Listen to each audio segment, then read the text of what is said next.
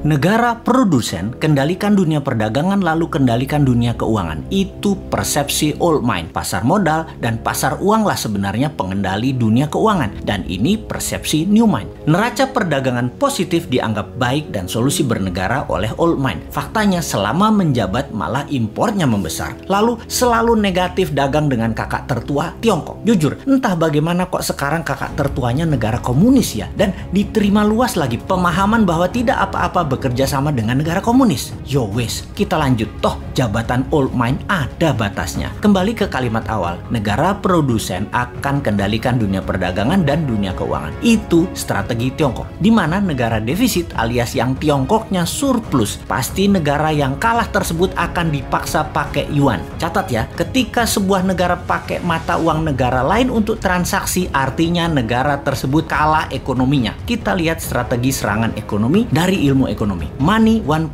adalah uang hanya sebagai alat bayar pelancar transaksi. Kemudian uang menjadi alat modal yang disebut money 2.0. Kemudian uang menjadi alat kendali ekonomi disebut money 3.0. Salah satunya debt trap. Yang Tiongkok lakukan pintar. Dari money 1.0 langsung ke 3.0.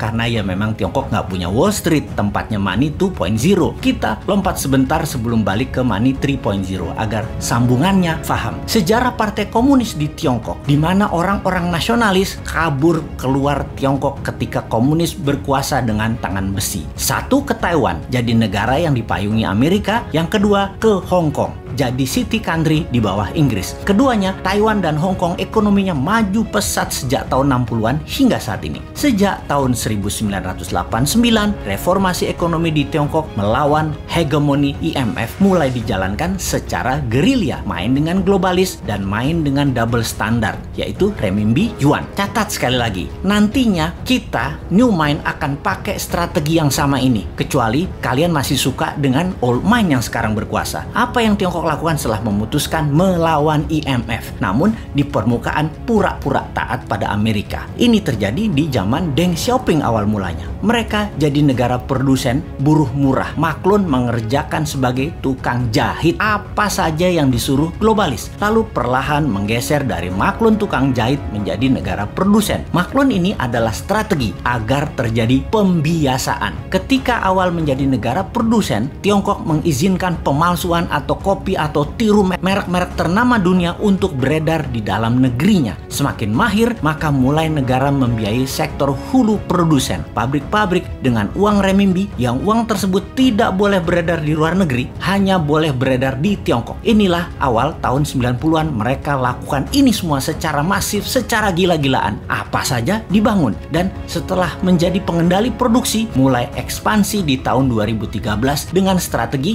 BRI, yaitu Belt Road Initiative. Perlu banyak negara yang harus dikendalikan oleh Tiongkok. Perlu banyak negara yang penduduknya lapar dan pemimpinnya lemah agar mudah dikendalikan agar membeli barang-barang Tiongkok dan menggunakan mata uang Tiongkok. Awalnya dengan memberi pinjaman. Namun bukan uang tetapi barang, seperti jalanan dibangunin. Pokoknya jadi barang. Jembatan dibangun jadi barang, pelabuhan, bandara, jaringan kereta api yang semuanya punya kesamaan, yaitu pelancar jalur angkutan barang guna menciptakan ketergantungan terhadap produk Tiongkok dan kelancaran distribusi barang. Kemudian kendali atas pasar yang kebetulan semua bergeser ke digital. Jadi strateginya adalah beli dan ambil semua jaringan marketplace milik pengusaha lokal sebuah negara agar isi produknya adalah barang-barang buatan Tiongkok. Begitu sudah tercapai ketiganya, maka tahap keempat, mata uang Tiongkok dipakai sebagai alat transaksi. Pertama, sebatas transaksi dua negara. Nanti tahap kelima sampai ke pasar-pasar tradisional bisa pakai yuan. Ingat, ketika keluar negeri, yuan yang disebut. Itu membedakan asal uang itu. Walau kalau ditanya di Tiongkok, bagi mereka sama itu yuan atau renminbi. Namun kita pahamlah, kita kan ngerti bernegara, ngerti bagaimana Tiongkok bermain dan ngerti cara memainkannya. Sayang aja masih sedikit yang percaya